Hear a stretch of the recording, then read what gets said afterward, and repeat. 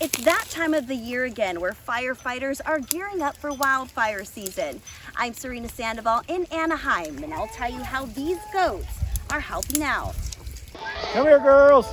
It just takes one call from Carson Helton to get these ladies' attention. Ladies. But when you're waving food around, who wouldn't run? It's fun every day doing this. It really is. He's raised most of these goats straight from the bottle for the last 7 years. We treat them just like pets, even though we have several hundreds of them. Several hundreds of females or nannies to graze fields like this one to prevent wildfires. We're reducing the fire load. We're reducing the thatch. So for these goats, it's all you can eat.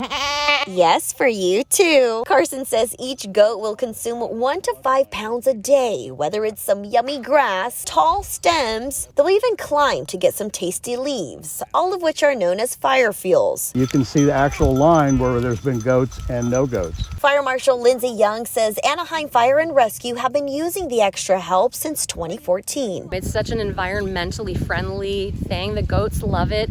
The residents love it. She says the goats are used in city-owned spaces to protect residents who may live in fire-threatened areas. Our ultimate goal is really to protect the citizens in Anaheim Hills from the unfortunate possibility of wildfire. Fire Inspector Adrian Abel says this year is expected to be one of the driest seasons, so firefighters could use all the help they can get. We want things like this limbed up off the ground. He says if you have any brush like this in your area, it's important to remove it as soon as possible. We always advise people to keep that firewood at the minimum 10 feet away or more away from the structure. Carson says once the goats eat all of the fire fuels in the area, it'll eventually grow back to native vegetation. Our approach is to be stewards of the land, not overgraze the land. We protect the native species.